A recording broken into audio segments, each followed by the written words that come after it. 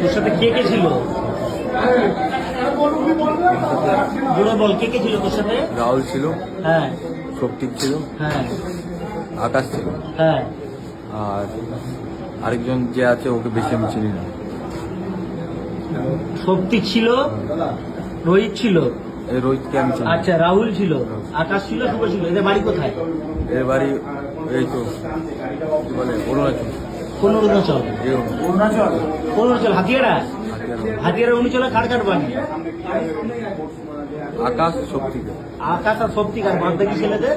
বাদ বাকি ছেলেদের আমি একজন। তোরা একসাথে এসেছিলিস তো? হ্যাঁ, তোরা একসাথে এসেছিলিস তো?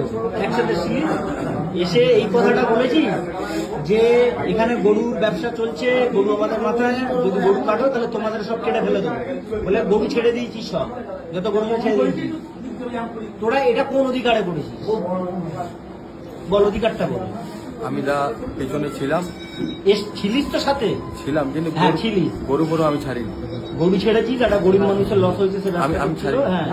আর এই যে গরু আমাদের মাথা কেটে দিলে তোদেরও সব কেটে দেবো, আমি এই কথাটাই মানে কি? ওয়ার্ডও বলিনি, এসব ওয়ার্ড কিছু যারা ছিল তারা সাক্ষী দিচ্ছে এই কথা। আমি এসব কিছু বলিনি, আমি বলিনি।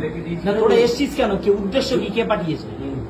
পাঠায়নি। আমাদের অরুণাচলের যেমন কিছু ছেলেবেলা আছে, হ্যাঁ ওরা বললো এমন এমন ব্যাপার। আমি খালি দুটো কথাই জিজ্ঞেস করলাম। এক মিনিট, অরুণাচলের কিছু ছেলে তোকে বলেছে হ্যাঁ মানে এদিকে গরুর ব্যবসা হচ্ছে, মানে উল্টা পাল্টা বলেছে আর কি। তো আমার কান সাথে এসেছিলিস?